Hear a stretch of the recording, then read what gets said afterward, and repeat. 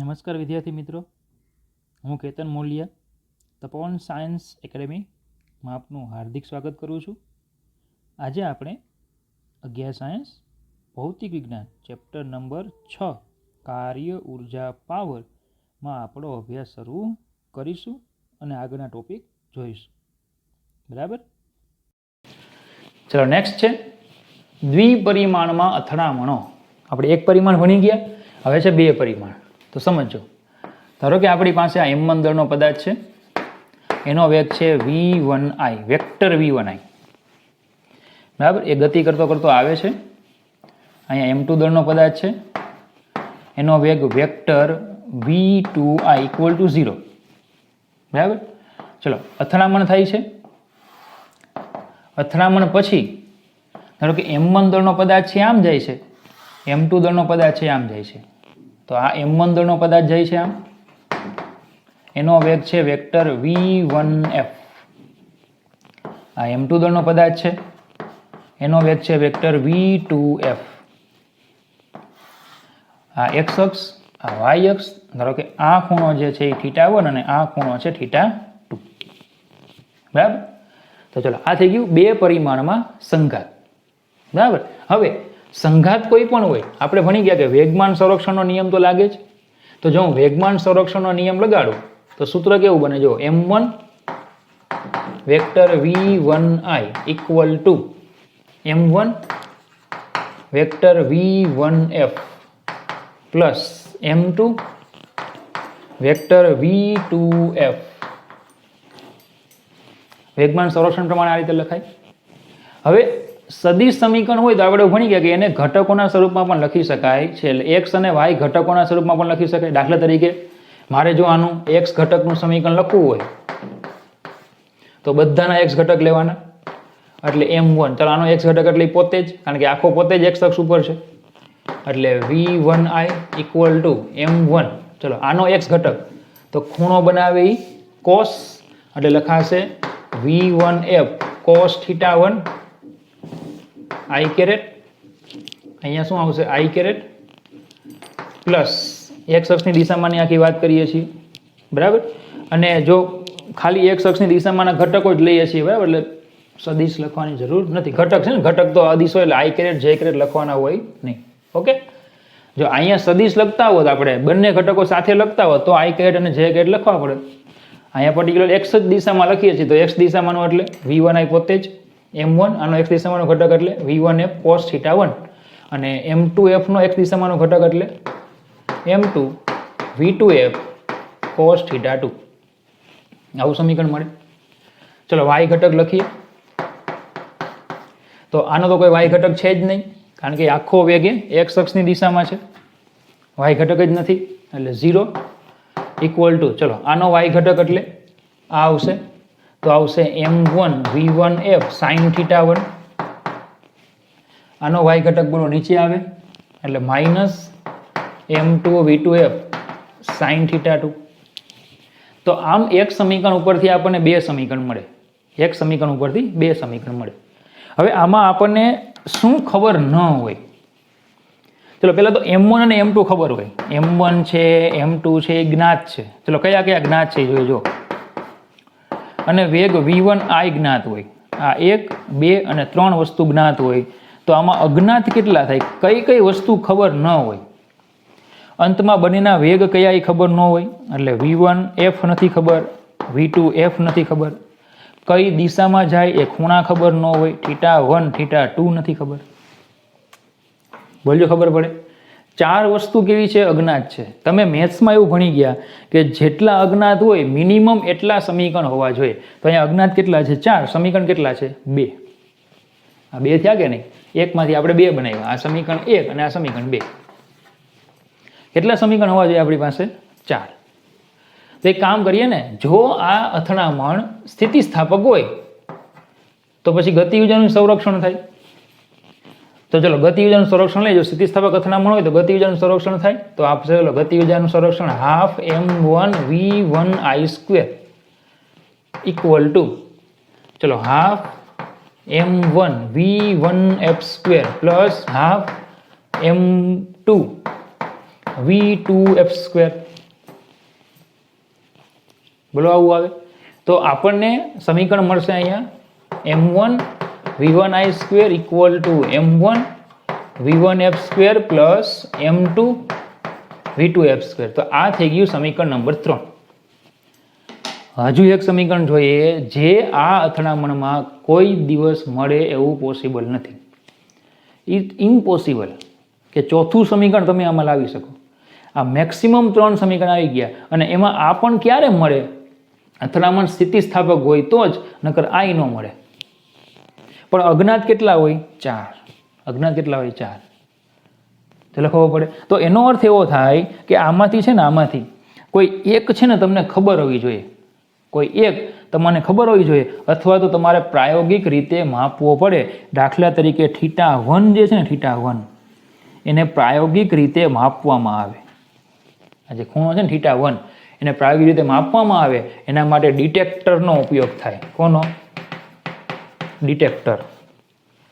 બરાબર. એ ડિટેક્ટર શું થાય તો કે ડિટેક્ટર છે એ એક અક્ષની આસપાસ છે ને આમ ભ્રમણ કરે. આ શું કરશે? આમ ભ્રમણ કરશે અને આ ગોળો ક્યાં જાય છે એનો એક અક્ષની સાપેક્ષે ખૂણો માપશે θ1. આ જે ગોળો છે, આ જે ગોળો છે એ ક્યાં જાય છે એનો એક અક્ષની સાપેક્ષે શું માપી આપશે? ખૂણો. એટલે θ1 કેવો થઈ ગયો? જ્ઞાત. આ પ્રાયોગિક રીતે માપવામાં આવે. θ1 જ્ઞાત થઈ જાય તો બોલો હવે આ જ્ઞાત થઈ ગયો. તો હવે અજ્ઞાત કેટલા? 3 જ વિધા. અજ્ઞાત 3 વિધા 3 સમીકરણ છે એ તમે સોલ્વ કરો એટલે તમને શું મળી જશે? 3 અજ્ઞાતો મળી જાય. ચાલો ખબર પડી. તો આ થઈ ગયું દ્વિપરિમાણમાં સંઘાત. બસ આમાં આટલું જ છે. હવે કંઈ સાદુરૂપ કેવું કશું નથી. બરાબર. દાખલો જે આમાં છે, દાખલો પૂછાણો છે આનો, એ દાખલો કઈ રીતે ગણવાનો આપણે દાખલામાં જોઈએ. બરાબર. તો ક્લિયર આટલું? ચાલો એની પછી છે સન્મુખ સંઘાત. હવે સન્મુખ સંઘાત કોને કહેવાય? તો કે જો બે પદાર્થોના પ્રારંભિક વેગ અને અંતિમ વેગ, જો બે પદાર્થોના પ્રારંભિક વેગ અને અંતિમ વેગ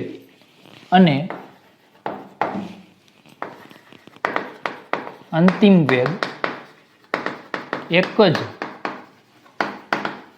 સીધી રેખામાં હોય તેવા એક પારિમાણિક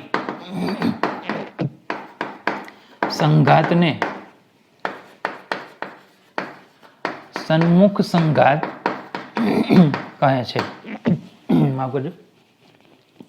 જો બે પદાર્થોના પ્રારંભિક વેગ અને અંતિમ વેગ એક જ સીધી રેખામાં હોય તેવા એક પારિમાણિક સંઘાતને સન્મુખ સંઘાત કહેવાય. દાખલા તરીકે સમજો કે આવું ક્યારે શક્ય બને? તો કે ધારો કે આપણી પાસે એક પદાર્થ છે, એનો આ વેગ છે. હવે આના વેગની રેખામાં બીજા પદાર્થનું કેન્દ્ર હોય તો જ આવું પોસિબલ બને. હવે સન્મુખ સંઘાત ક્યારે પોસિબલ બનશે? તો કે આના વેગની દિશામાં એ બીજા પદાર્થનું શું હોય? કેન્દ્ર હોય તો જ આવું પોસિબલ બને. બરાબર. તો આને શું કહેવાય? સન્મુખ સંઘાત. હવે સમજો આપણે બીજા પણ કેટલાક સંઘાતોની ચર્ચા કરવાના હોય. જો દાખલા તરીકે ધૂમકેતુ તમને ખ્યાલ છે, કારણ કે હેલીનો ધૂમકેતુ છે 76 વર્ષે દેખાય. તો સૂર્યની આસપાસ એ કંઈક આવી રીતે પ્રદક્ષિણા કરે છે. બરાબર. તો અહીંયાથી એ પાછો શું થાય છે? આમ પાછો વળે છે. તો આ પણ એક પ્રકારનું સંઘાત જ છે.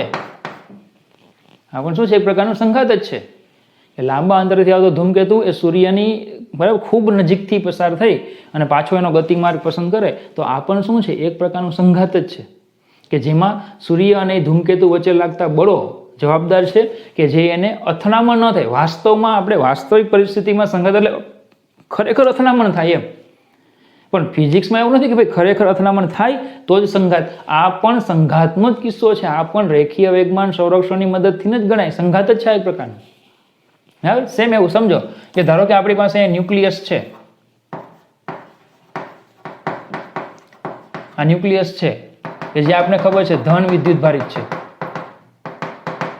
હવે કોઈ એક આલ્ફા કણ ધારો કે હું લઉં, એને ન્યુક્લિયસની ઉપર ધારો કે આને ગતિ કરાવડાવીએ તો એ આલ્ફા કણ પણ ધન વિદ્યુત ભારિત છે. ધન વડે ધન પર અપાકર્ષી બળ લાગશે એટલે આલ્ફા કણ એ ખૂબ નજીક જશે અને પછી ત્યાંથી શું થાય? પાછો વળે. તો અહીંયા જે ઘટના બની ને એ પણ સંઘાત જ છે. ફિઝિકલી ટચ થાય એવું જરૂરી નથી. આ પણ શું છે? એક પ્રકારનો સંઘાત જ છે. પણ આવા સંઘાતોને અલગ નામ આપવામાં આવે છે પ્રકીર્ણન. શું કહેવામાં આવે એને? પ્રકીર્ણન. એમ ખબર પડે. જે અમુક બળો જે આની પર લાગે છે એ બળો ઉપર આધાર રાખે છે. જે અમુક પ્રકારના બળો લાગે છે આમની વચ્ચે, કે આમાં વિદ્યુત બળ છે, આમાં ગુરુત્વાકર્ષી બળ છે, એ કઈ રીતે લાગે છે અને કઈ રીતે આંતરક્રિયા કરે છે એની ઉપર આ આધાર રાખે છે. તો આ પણ ફિઝિક્સમાં સંઘાત જ છે. આપણે 12મા ધોરણમાં આવા સંઘાતોની પણ ચર્ચા કરીશું. એટલે ખબર પડે. બરાબર. ચલો, બે કણો એ અથડાય અને અથડામણ પછી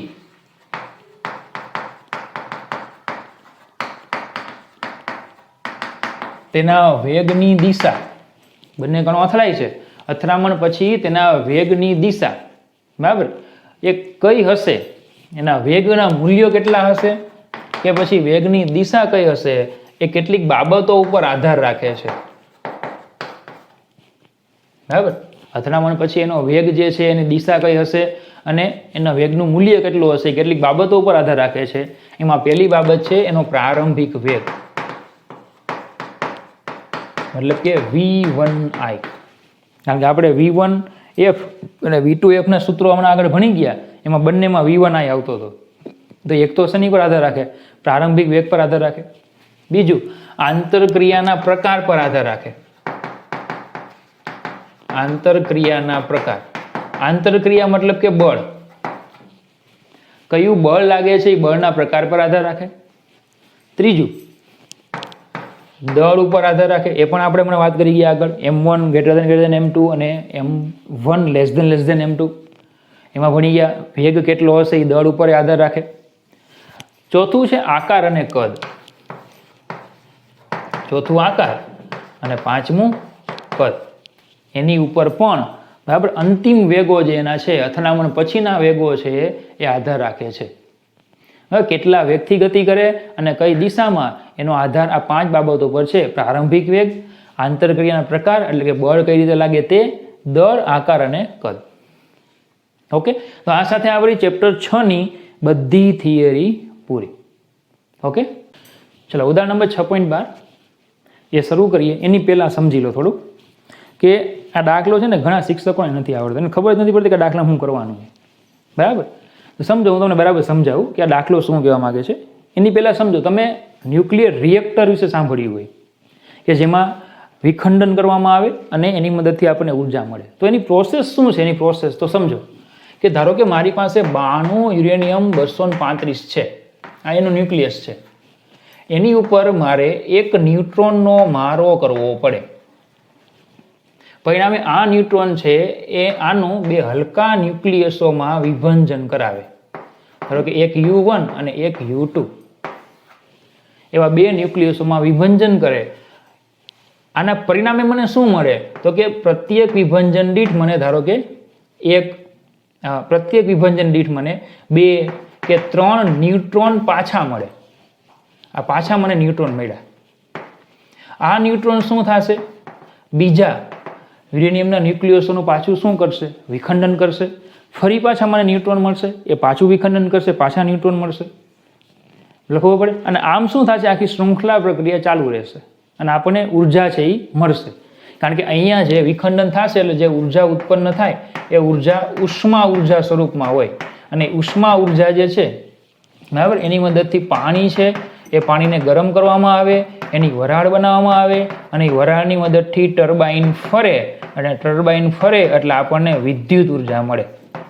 તો આવી આખી પ્રોસેસ હોય છે. પણ મુખ્ય શું છે કે આ એક ન્યુટ્રોનની મદદથી આનું વિખંડન થયું, પછી બીજા જે આવે ને ન્યુટ્રોન, એ બીજા ન્યુટ્રોન બીજા ન્યુક્લિયસોનું વિખંડન કરી શકતા હોવા જોઈએ. ખબર પડે. એના માટે એવું છે કે આ જે નવા ન્યુટ્રોન જે ઉત્પન્ન થયો ને, નવો ન્યુટ્રોન, એનો વેગ જે છે ને એ 10⁷ મીટર સેકન્ડ ઇન્વર્સ હોય. પણ વિખંડન ક્યારે થાય? તો કે એનો વેગ જો 10⁻³ થાય ને, તો વિખંડન ક્યારે થાય? એનો વેગ 10⁻³ થાય તો આપણે ન્યુટ્રોનને શું કરવો પડે? ધીમો પાડવો પડે. શું કરવો પડે? ધીમો પાડવો પડે. ન્યુટ્રોનને આપણે શું કરવો પડશે? ધીમો પાડવો પડે. એટલે અમારે દાખલામાં હેડિંગ આપ્યું છે ન્યુટ્રોનનું ધીમા પડવું. બરાબર. એના માટે કેટલાક દ્રવ્યોનો અહીંયા ઉપયોગ થાય, એમાંથી ન્યુટ્રોનને પસાર કરવામાં આવે. એ દ્રવ્યો જે છે એને કહેવામાં આવે છે મોડરેટર. બરાબર. એ જે દ્રવ્યો છે એ દ્રવ્યોને શું કહેવામાં આવે છે? મોડરેટર. ખબર પડે? બરાબર. તો એ મોડરેટર શું કરશે? એ જે ન્યુટ્રોન છે એને ધીમો પાડશે. એ મોડરેટર તરીકે ભારે પાણીનો ઉપયોગ થઈ શકે, D2O, કે પછી ગ્રેફાઇટનો ઉપયોગ થઈ શકે. ભારે પાણી કે ગ્રેફાઇટનો ઉપયોગ થાય. બરાબર. તો આ ઘટનામાં આપણે શું કરવાનું છે? તો કે ન્યુટ્રોન ધીમો પડે એટલે એની ગતિ ઉર્જા ગુમાવે. તો એ ગતિ ઉર્જા મળશે કોને? ઉર્જા કોને મળે? આવા મોડરેટરોને મળે કે નહીં? એ શું કરશે? ઉર્જાનું શોષણ કરશે. તો ન્યુટ્રોને ગુમાવેલી ગતિ ઉર્જા અને મોડરેટરોએ મેળવેલી ગતિ ઉર્જા શું થાય? ઇક્વલ થાય. પડે ખબર? તો આપણે આ ન્યુટ્રોન જે ગતિ ઉર્જા ગુમાવે છે એની ચર્ચા કરવાની છે. બરાબર. તો હવે આખી રકમ જો. ન્યુટ્રોનનું ધીમા પડવું. ન્યુક્લિયર રિએક્ટરમાં એક ઝડપી ન્યુટ્રોન કે જેની ઉર્જા કેટલી હોય છે? 10⁷ મીટર સેકન્ડ ઇન્વર્સ ને 10⁻³ મીટર સેકન્ડ ઇન્વર્સ જેટલો ધીમો પાડવો જરૂરી છે કે જેથી તેની 92 યુરેનિયમ 235 સમસ્થાનિક સાથે આંતરક્રિયાની સંભાવના ખૂબ વધે. સમસ્થાનિક એટલે શું? તમને ખ્યાલ હશે. દાખલા તરીકે બરાબર, કાર્બન જે છે એના 3 સમસ્થાનિક, 6C12, 6C30, 6C40. સમસ્થાનિક એટલે સમસ્થાન એક જ પ્લેસ ઉપર હોય. આવત કોષ્ટકમાં બધા 6 એટલે એક જ જગ્યાએ હોય. હવે એને સમસ્થાનિક કહેવાય. તો સેમ યુરેનિયમના પણ છે 92 235, 92 238. બરાબર. એ પ્રમાણે આંતરક્રિયાની સંભાવના વધે. ક્યારે વધે? એ ધીમો પડે તો. તેનું વિખંડન થાય અને તેનું વિખંડન થાય એટલે યુરેનિયમનું વિખંડન કરે. દર્શાવો કે ડ્યુટેરિયમ કે કાર્બન કે જેમનું દળ ન્યુટ્રોનના દળ કરતાં ફક્ત થોડા ઘણું જ વધારે હોય તેમની સાથે સ્થિતિસ્થાપક અથડામણ દરમિયાન ન્યુટ્રોન તેમની મોટા ભાગની ગતિ ઉર્જા ગુમાવી શકે છે. મતલબ કે આજે કાર્બન છે કે પછી ડ્યુટેરિયમ છે એ આપણા શું છે? મોડરેટર છે. એની સાથે એને શું કરવામાં આવે? અથડાવવામાં આવે જેથી કરીને ન્યુટ્રોનની ઉર્જા ઘટે, એનો વેગ ઘટે. તો એમ કહે છે કે અથડામણ કરે ને એટલે ન્યુટ્રોન એની મોટા ભાગની ઉર્જા શું કરે? ગુમાવે. કોની સાથે અથડાય? ડ્યુટેરિયમ કે કાર્બન સાથે અથડાય તો ન્યુટ્રોન એની મોટા ભાગની ઉર્જા શું કરે છે? ગુમાવે છે. તો ન્યુટ્રોન કરતાં એનું દળ કેવું છે? થોડાક જ ઘણું વધારે છે. છતાં સ્થિતિસ્થાપક અથડામણ દરમિયાન, ચલો અથડામણ કેવું લેવાનું? સ્થિતિસ્થાપક ગતિ ઉર્જાનું સંરક્ષણ લેવાનું. ન્યુટ્રોન પોતાની મોટા ભાગની ઉર્જા ગુમાવી શકે છે એવું આપણે દર્શાવવાનું છે. હલકા ન્યુક્લિયસ બનાવતા પદાર્થ જેવા કે ભારે પાણી અથવા ગ્રેફાઇટને મોડરેટર કહે છે. બરાબર. તો જેની દ્રવ્યો જેની સાથે એને અથડામણ કરવામાં આવે એને શું કહેવાય? મોડરેટર. એની માટે ભારે પાણી એટલે ડ્યુટેરિયમ છે, D2O છે કે પછી ગ્રેફાઇટ એનો ઉપયોગ થાય. આપણે કયા તત્વો લેવાના કીધા છે? ડ્યુટેરિયમ અને કાર્બનની સાથે ન્યુટ્રોનને અથડાવવાનો છે. એની બધી ઉર્જા એ શું કરે છે? ગુમાવે છે એવી આપણે ચર્ચા કરીએ. એટલે મોટા ભાગની ઉર્જા શું કરે? એમને આપી દે છે. બરાબર. એની આપણે ચર્ચા કરીશું. ઓકે. તો રકમ આખી ક્લિયર થઈ ગઈ. ન્યુટ્રોન જે છે એની આપણે ઉર્જાની વાત કરવાની છે. બરાબર. તો જો, તો હું પહેલા લઈ લઉં છું ન્યુટ્રોનની પ્રારંભિક ઉર્જા. ન્યુટ્રોનની પ્રારંભિક ઉર્જા K1I = ½ m1v1I². ચલો, ન્યુટ્રોનની અંતિમ ગતિ ઉર્જા તો K1F = ½ m1v1f². હવે તમને જો યાદ હોય તો આપણે આગળ હમણાં સૂત્ર ભણી ગયા હતા. V1F = m1 - m2 / m1 + m2 v1I. V1F = m1 - m2 / m1 + m2 બરાબર v1I. આવું આપણે સૂત્ર ભણી ગયા હતા આગળ થિયરીમાં. તો આ કિંમત મૂકી દો. તો K1F = ½ m1 - m2 / m1 + m2 નો વર્ગ v1I². ½ m1 - m2 / m1 + m2 બરાબર v1I². ઓકે. ચલો, આ બંને ઉર્જા મળી ગઈ. હવે સમજો, બીજી એક થોડીક વાત કરીએ કે ધારો કે તમારી પાસે 100 રૂપિયા છે, બરાબર. હમણાં બરાબર તહેવારો આવે છે, ધારો કે ઉત્તરાયણનો તહેવારમાં આવવાનો છે, કારણ કે આપણે આ વર્ષે થોડાક લેટ ચાલીએ છીએ એટલે ઉત્તરાયણ આવે છે, બરાબર. તો થોડાક વધારે ચાલતા હોય ઝડપથી તો દિવાળી એવી હોય, તો ઉત્તરાયણનો તહેવાર હમણાં આવવાનો છે, તમે પતંગ લેવા જાઓ છો, બરાબર. તો તમે 20 રૂપિયાના પતંગ લેવા, કેટલા રૂપિયાના? 20. તો આ 20 રૂપિયા તમે ખર્ચી નાખ્યા, ખર્ચેલા, તો બચેલા કેટલા? 80. 20 રૂપિયા તમે વેચી નાખ્યા એટલે ખર્ચી નાખ્યા, તો બચ્યા કેટલા? 80, બરાબર. તો બચેલા રૂપિયાનો અંશ એવું પૂછે તમને, બચેલા પૈસાનો અંશ એટલે 80 ભાગ્યા પ્રારંભમાં હતા તે ઇક્વલ ટુ આ થઈ જશે 0.8. અને ખર્ચેલા રૂપિયાનો અંશ એટલે આવશે 20 ભાગ્યા 100 એટલે આ થઈ જશે 0.2. બેનો સરવાળો કરો કેટલો આવશે? 1. બંનેનો સરવાળો કરો કેટલો આવે? 1. અંશ એટલે ભાગ, ભાગ હંમેશા એકે હોય કે અડધો ભાગ, આઠમો ભાગ એકે હોય. કેમ? ટકાવાળી 100 હોય. દાખલા તરીકે 100 વડે ગુણો એટલે 80%, તો 80% રૂપિયા વધ્યા અને 20% રૂપિયા ગુમાવ્યા. પડે ખબર આટલી? ઓકે. તો બચેલા રૂપિયા જે છે એનો અંશ એટલે વધ્યા હોય તે રૂપિયા ભાગ્યા ટોટલ જે આપ્યા હોય તે કરવાના. અને આ 0.2 છે એ 0.2 આપણે આ રીતે પણ લાવીએ, ટોટલ 1 હોય તો 1 માઇનસ 0.8 કરી નાખો એટલે શું આવી જાય? 0.2 આવી જાય. 1 માંથી બચેલા જે છે એને બાદ કરી નાખો એટલે શું હોય? ખર્ચેલા મળી જાય. હવે આ બધું શું કામ અહીંયા કરીએ? જો અહીંયા સમજો, અહીંયા શું કરું છું તો કે બચેલી ગતિ ઉર્જાનો અંશ, એને હું કહી દઉં F1. બચેલી ગતિ ઉર્જા કેટલી વધી? અંતમાં જે હોય વધી હોય ને, અંતમાં જે હોય વધેલી હોય. અંતમાં કેટલા રૂપિયા? તો કે 80. 20 તો ગયા, તો આ વધેલા હોય ને. તો બચેલી ગતિ ઉર્જાનો અંશ એટલે F1. F1 એટલે આવશે K1F અપોન K1I. કારણ કે ટોટલ આટલા આપ્યા હતા, આટલા વધ્યા. ચલો, તો F1 ઇક્વલ ટુ, ચલો અહીંયા થઈ જશે, આ બેનો ગુણોત્તર લે તો હાફ ઉડી જાય, M1 ઉડી જાય, V1I² ઉડી જાય એટલે વધશે M1 માઇનસ M2 છેદમાં M1 પ્લસ M2 એનો વર્ગ. F1 મળી ગયા. આ બચેલી ગતિ ઉર્જાનો અંશ, તો ખર્ચેલી ગતિ ઉર્જાનો અંશ અથવા એ જે ન્યુટ્રોન જે ઉર્જા ખર્ચે છે, બરાબર, એ કોને મળે છે? મોડરેટરને. કેમ? આ જે પૈસા ખર્ચાય છે એ કોને મળે છે? દુકાનવાળાને. તેમ ન્યુટ્રોન જે ઉર્જા ખર્ચે છે એ કોને મળે છે? મોડરેટરને. તો ખર્ચેલી ગતિ ઉર્જાનો અંશ અથવા મોડરેટરે મેળવેલી ગતિ ઉર્જાનો અંશ, એને હું F2 કહી દઉં તો 1 માઇનસ F1 આવે. F2 equal to 1 minus F1 મૂકો, M1 માઇનસ M2 છેદમાં M1 પ્લસ M2 નો વર્ગ.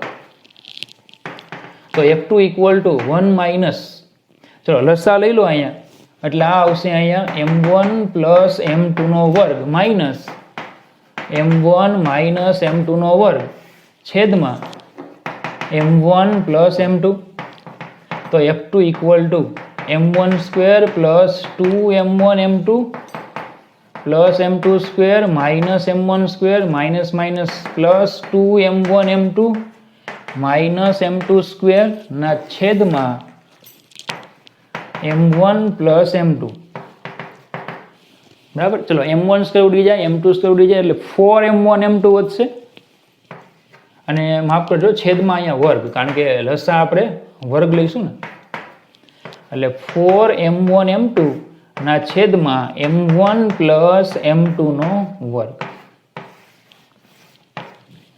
બોલો, આ F2 મળી જાય. 4M1 M2 છેદમાં M1 પ્લસ M2 નો વર્ગ. તો આ કઈ ઉર્જા મળી આપણને? ખર્ચેલી એટલે મોડરેટરે મેળવેલી. અને આ કઈ ઉર્જા મળી આપણને? ન્યુટ્રોન પાસે જે બચી હોય તે. તો અહીંયા સુધી બધાનો દાખલો આવડે. બધા શિક્ષકોને અહીંયા સુધી આવડે, પણ લોચા હવે પછીના છે. બરાબર.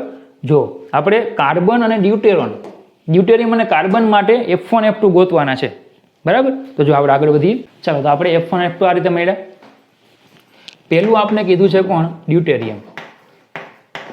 એ ધારો કે મોડરેટર તરીકે આપણે ડ્યુટેરિયમ વાપરીએ તો ડ્યુટેરિયમ એટલે 1H2. ડ્યુટેરિયમ એટલે 1H2. તો એનું દળ M2 બરાબર 2M1. M એટલે ન્યુટ્રોનનું દળ. ન્યુટ્રોનના દળ કરતાં ન્યુક્લિયસનું દળ ગણવાનું હોય. બે એમાં પ્રોટોન અને ન્યુટ્રોન કેટલા છે? 2 છે ટોટલ. તો એનો મતલબ કે એમનું દળ કેટલું? 2M1. કારણ કે પ્રોટોન કે ન્યુટ્રોન બંનેના દળ કેવા? સરખા. બરાબર.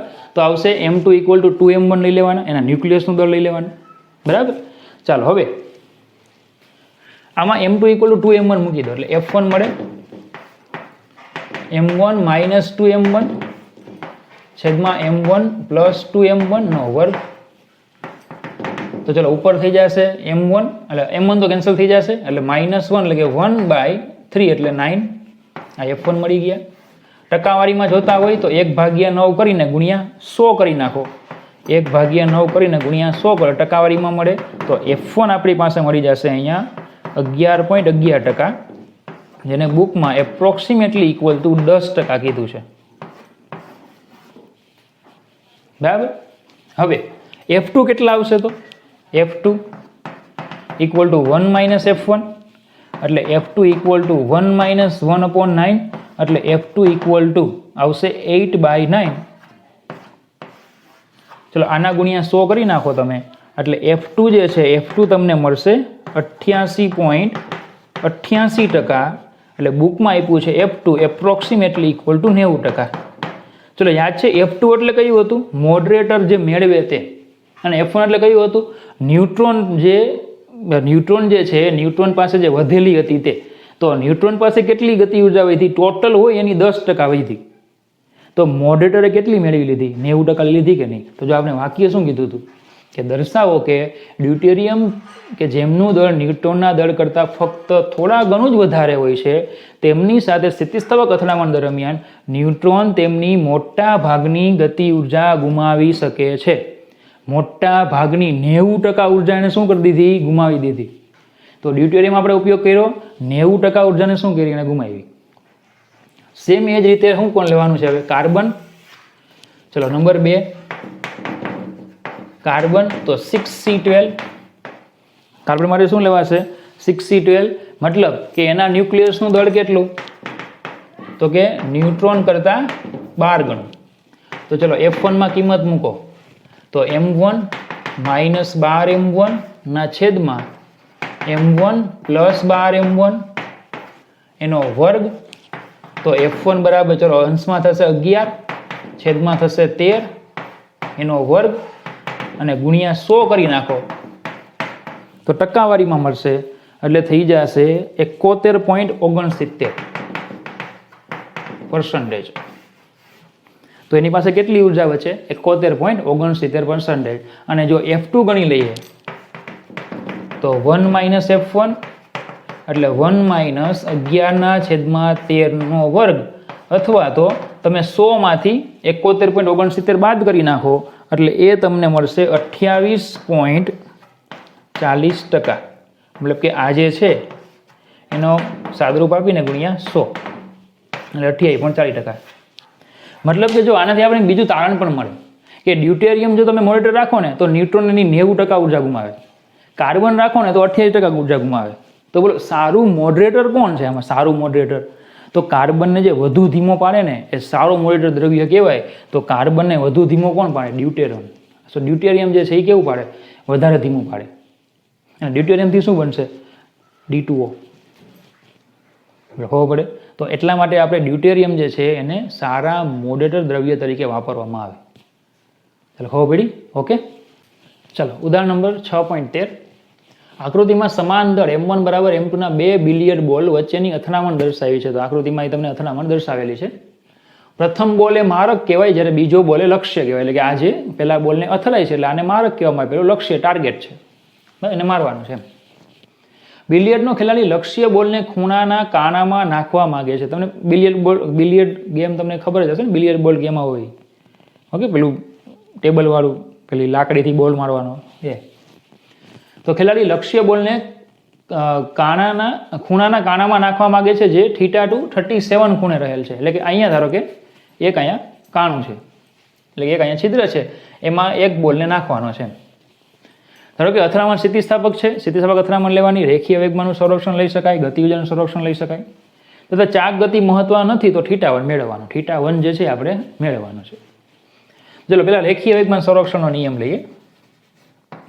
બરાબર, તો રેખીય વેગમાન સંરક્ષણના નિયમ પ્રમાણે m1, હવે ચલો બધાના દળ કેવા છે, સરખા છે, તો હું બધામાં એમ જ લખું, m vector v1i equal to આ તો 0, અંતમાં m vector v1f plus m vector v2f. બોલો m કેન્સલ, તો vector v1i equal to vector v1f plus vector v2f. આને કહી દો નંબર 1. ચલો ગતિ ઉર્જાનું સંરક્ષણ લઈએ, તો half m v1i square equal to half m v1f square plus half m v2f square, કારણ કે બધાના દળ સરખા છે. ચલો હાફ એમ કેન્સલ થાય, તો v1i square equal to v1f square plus v2f square, સમીકરણ નંબર 2. બરાબર, તો જોજો હું લખું છું અહીંયા વાક્ય, ઘણા બધાને ખબર નહીં પડે એમાં. સમીકરણ 1 અને 2 પરથી સ્પષ્ટ છે કે શું કે v1 વેક્ટર v1f અને વેક્ટર v2f વચ્ચેનો ખૂણો π/2 છે. સમીકરણ 1 અને 2 પરથી એવું સ્પષ્ટ થાય કે v1f અને v2f વચ્ચેનો ખૂણો π/2 છે. એટલે કે આ જે ખૂણો છે આ એ 90 નો છે. બોલો ખબર પડી? નહીં ખબર પડી હોય. જો કે ધારો કે વેક્ટર r બરાબર વેક્ટર a વત્તા વેક્ટર b હોય, બેનું પરિણામી વેક્ટર r હોય, અને એનું મૂલ્ય r ઇક્વલ ટુ વર્ગમૂળમાં a square plus b square હોય. r નું મૂલ્ય એટલે વર્ગમૂળમાં a square plus b square કરું તો મને r નું મૂલ્ય મળે. તો આવું ક્યારે શક્ય બને? તો કે ધારો કે આ સદિશ b છે, આ સદિશ a છે, આ વેક્ટર a, આ વેક્ટર b, તો જ બોલો એનો પરિણામી વેક્ટર r આવે, અને તો જ આવું સમીકરણ લખી શકાય કે નહીં? મૂલ્ય r ઇક્વલ ટુ વેક્ટર વર્ગમૂળમાં a square plus b square ક્યારે લખાય? કે a અને b વચ્ચેનો ખૂણો 90 નો હોય તો સેમ વસ્તુ જો અહીંયા આવી થઈ કે નહીં? v1f square plus v2f square equal to v1i square. બરાબર, અને v1f plus v2f equal to v1i. તો આ સદિશ સંબંધ પહેલા જે ઉપર જે r equal to a plus b છે એવો સંબંધ આ, અને r square equal to a square plus b square જેવો સંબંધ આ. તો એનો મતલબ એવો થાય કે આ બંને વચ્ચેનો ખૂણો કેટલો હોય? 90 નો હોય. એટલે આ ખૂણો કેટલો હશે? આ ટોટલ 90 નો હોય. તો મતલબ કે બંને ખૂણાનો સરવાળો θ1 પ્લસ θ2 કેટલો થાય? 90. તો θ1 બરાબર 90 માઇનસ θ2, તો θ1 બરાબર 90 માઇનસ 37, તો θ1 બરાબર 90 માઇનસ 37 53 ડિગ્રી હોય. આ દાખલાની સૌથી સાદી મેથડ. બરાબર, કન્સેપ્ટનો ઉપયોગ કર્યો, તમને ઝડપથી જવાબ આવી ગયો. નક્કર તમારે છે ને શું કરવું પડશે? આના ઘટકો લેવા પડશે, ઘટકોના સમીકરણ પાડવા પડશે. એક ખૂણો θ2 તમને ખબર છે, એના પરથી તમારે tan ને sin ને બધું લઈને θ1 ગોતવો પડે, તે પણ આવશે. એની કરતાં સીધા બે સમીકરણ પરથી તમને ખ્યાલ આવી જવો જોઈએ કે બંને વચ્ચેનો ખૂણો π/2 છે, એટલે 37 માંથી 90 બાદ કરો એટલે એટલો 53 નો ખૂણો એ θ1 હોય. એટલે ખબર પડી? ઓકે, તો ચલો આ વસ્તુ પણ તમારે યાદ રાખવાની છે કે જ્યારે બે સમાન દળના પદાર્થો હોય અને બે પરિમાણમાં સંઘાત થાય, એમાં એક દળ સ્થિર હોય તો પછી અંતમાં બંને વચ્ચેનો ખૂણો 90 નો જ હોય. સમાન દળ હોય, એક સ્થિર હોય, તો અંતમાં બંને વચ્ચે ખૂણો 90 નો હોય. કન્સેપ્ટ યાદ રાખવાનો. ઓકે, ચલો નેક્સ્ટ દાખલો છે સ્વાધ્યાયનો 6.14. વાયુ પાત્રમાં એક અણુ સમક્ષ ક્ષિતિજ દિવાલને 200 મીટર સેકન્ડ ઇન્વર્સની ઝડપથી લંબ સાથે 30 ડિગ્રી ખૂણે અથડાય છે. વાયુ પાત્ર છે, એમાં એક અણુ છે. આ રીતે વાયુ પાત્ર લઈએ આપણે.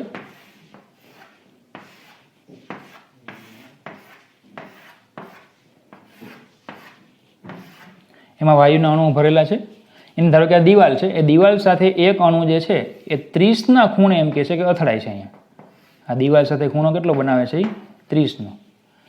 અને તે જ ઝડપથી પાછો ફેંકાય છે, આમ પાછો ફેંકાય છે એ જ ઝડપથી એમ. આ અથડામણમાં એટલે કે ધારો માફ કરજો, આ દિશામાં તો નહીં આવે, આમ જશે. આ અથડામણમાં વેગમાનનું સંરક્ષણ થાય છે. તો પહેલામાં પહેલું તો અથડામણ એવો શબ્દ આવે, સંઘાત એવો શબ્દ આવે એટલે વેગમાનનું સંરક્ષણ થાય જ. બરાબર? તો આ અથડામણમાં વેગમાનનું સંરક્ષણ થાય તો કે હા થાય. અથડામણ સ્થિતિસ્થાપક છે કે અસ્થિતિસ્થાપક? ચાલો, સ્થિતિસ્થાપક અથડામણ એટલે શું? ગતિ ઉર્જાનું સંરક્ષણ થાય. અસ્થિતિસ્થાપક અથડામણ એટલે શું? ગતિ ઉર્જાનું સંરક્ષણ થાય નહીં. બરાબર? તો અહીંયા જો 20 મીટર પ્રતિ સેકન્ડની ઝડપથી લંબ સાથે 30ના ખૂણે અથડાય છે, તે જ ઝડપથી પાછો ફેંકાય છે. જેટલી ઝડપથી આવે એટલી ઝડપથી જાય તો ગતિ ઉર્જા કેવી થાય? સમાન. તો પછી આ અથડામણ કેવી હશે? સ્થિતિસ્થાપક હશે. કેવી અથડામણ હશે? સ્થિતિસ્થાપક હશે. તો આ થઈ ગયા આપણા બંને પ્રશ્નોના જવાબ. તો વાક્યો તમને પેમ્પલેટમાં આપ્યા છે, એમાંથી લખવાના.